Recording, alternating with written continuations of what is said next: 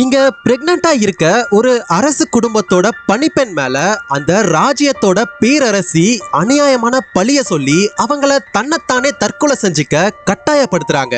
அவங்களும் இந்த ராஜ்யத்துல அவங்களுக்கு நடந்த அநியாயத்தினால இந்த ராஜ்யத்தோட அரச வம்சத்தையே அடியோட கொள்ளுவேன்னு ஒரு சாபத்தோட அங்க இருக்க குளத்துல விழுந்து இறந்து போறாங்க.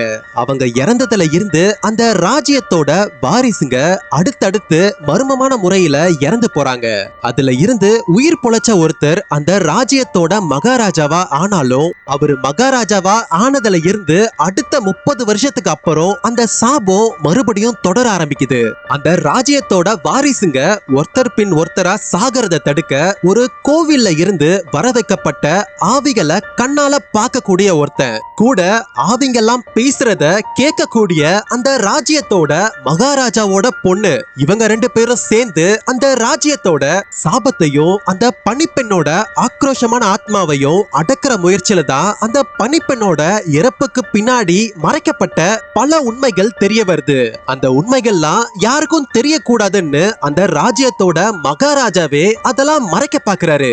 அதே நேரத்துல அந்த மகாராஜாவோட ராஜ்யத்தை கவுக்க யாரோ ஒருத்தரால பல கொடூரமான ஆவிகள்லாம் அந்த ராஜ்யத்து மேல ஏவப்படுது. அது எல்லாத்தையும் தடுத்து நிறுத்தி அந்த ஆவிகளையும் அழிச்சு ராஜவம்சத்தையும் காப்பாத்துற அந்த ஆவிகளை பார்க்கக்கூடியவனுக்கு அதுக்கப்புறம் தான் ஒரு பெரிய உண்மை தெரிய வருது. இந்த ராஜவம்சத்தோட வாரிசுங்கள்லாம் 30 வருஷத்துக்கு முன்னாடி இறந்து போனதுக்கும் இப்போ இறந்து போறதுக்கும் உண்மையான காரணம் அந்த பணிப்பெண்ணோட ஆவி கிடையாது.